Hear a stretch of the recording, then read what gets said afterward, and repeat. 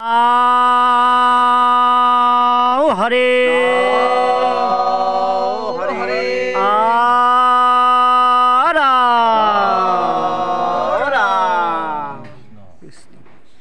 প্ৰাৰ্থনা চাৰ্থনা নাগায় গছপুলি হোটেল প্ৰাৰ্থনা ক'ত গোৱা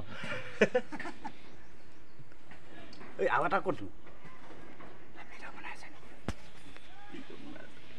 কৃষ্ণ আজি শ্ৰীমন্ত শংকৰদেৱ সংঘৰ শিশু কল্যাণ দিৱসভাগী ধনশিৰি জিলা শাখাৰ ব্ৰহ্মজ্যোতি আঞ্চলিক শাখা বিষ্ণুজ্যোতি প্ৰাথমিক শাখাৰ সৌজন্যত আমি পালন কৰিবলৈ লোৱা হৈছে আৰু এয়া আমাৰ প্ৰথম কাৰ্যসূচী দ্বিতীয় কাৰ্যসূচী গছপুলি ৰোপণ আমাৰ সভাপতি আঞ্চলিকৰ শ্ৰী ৰাতুল বৰা বাপ জনাই আৰম্ভ কৰিছে।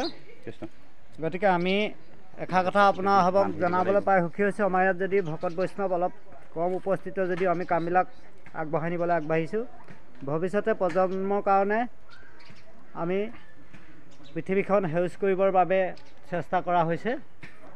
অসমত উঠি অহা যুৱক যুৱতীসকলৰ এই সংস্কৃতিটো আমি ৰাখিব বুলি ভৱিষ্যতে কামনা কৰিছোঁ। কৃষ্ণ আমি এয়া আমাৰ সভাপতি বাপ এয়া পুলি ইয়াতে ৰোপণ কৰিছে। কৃষ্ণ কৃষ্ণ কৃষ্ণ কৃষ্ণ কৃষ্ণ ধনশিৰি জিলাৰ 15 সংখ্যক আই মাতৃ শিশু কল্যাণ দিৱসভাগী উদযাপন কৰিবলৈ লোৱা হৈছে আৰু প্ৰথম কাৰ্যসূচী মতে আজি বৃক্ষ ৰোপণৰ কাৰ্যসূচী ইতিমধ্যে সমাপন হৈছে। আমি গছপুলি ৰোপণৰ জৰিয়তে আমাৰ শ্ৰীমন্ত শংকৰদেৱ সংঘৰ তৰফৰ পৰা আমি এটা বাৰ্তা দিবলৈ ওলাইছোঁ। গছে মানুহে আমি জীয়াই থাকিব লাগিব, এই আমাৰ সংকল্প হ'ব লাগিব আৰু বিশ্বৰ পাৰিপাৰ্শ্বিকতা ৰক্ষাৰ হেতু আমি সকলোৱে গছপুলি ৰুবই লাগিব আৰু গছপুলিয়ে আমাক যিহেতু মানৱ বা জীৱকুলক জীয়াই ৰাখিবৰ কাৰণে অক্সিজেন দিয়ে, গতিকে সেই হেতু অক্সিজেনৰ অবিহনে জীৱকুল জীয়াই থকাৰ কোনো সম্ভৱেই নহয়। সেই হেতু আমি গছ পুলি যেনেকৈ পাৰোঁ আমি প্ৰত্যেক বছৰি যেতিয়াই হওক যি সময়তে হওক আমি পাৰিলে আমি গছপুলি ৰোপণ কৰিয়ে যাব লাগে আমাৰ পাৰিপাৰ্শ্বিকতা ৰক্ষাৰ হেতু। গতিকে আমি ইমানকে কৈ আজি গছপুলি ৰোৱা কাৰ্যসূচীটি ইমানতে সমাপ্তি কৰা হৈছে। এইটো কি পুলি ৰুলে? এইটো চন্দন পুলি ৰোৱা হৈছে। কৃষ্ণ কৃষ্ণ কৃষ্ণ কৃষ্ণ কৃষ্ণ জয় গুৰু শংকৰ শ্ৰীমন্ত শংকৰদেৱ সংঘ ধনশিৰি জিলা শাখাৰ 15 সংখ্যক আই মাতৃ শিশু কল্যাণ দিৱসভাগী ব্ৰহ্মজ্যোতি আঞ্চলিকত আজি 28 ছেপ্টেম্বৰ তাৰিখে অনুষ্ঠিত কৰিবলৈ লোৱা হৈছে আৰু ইয়াৰ প্ৰথম কাৰ্যসূচী মতে বৃক্ষৰোপণৰ কাৰ্যসূচী ইতিমধ্যে সমাপন হৈছে।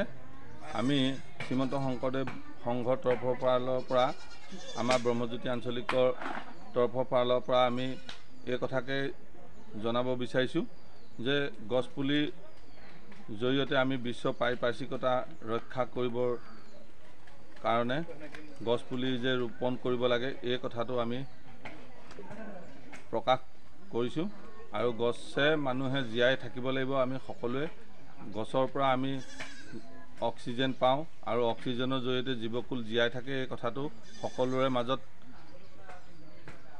অৱগত হ'ব লাগে।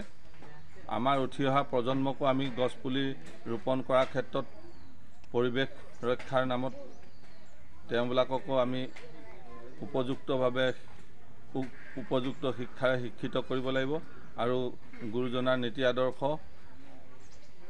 জৰিয়তে আমি এক আধ্যাত্মিক সমাজ সৃষ্টি কৰিবৰ কাৰণে সকলোৱে উদগনি যোগাব লাগিব।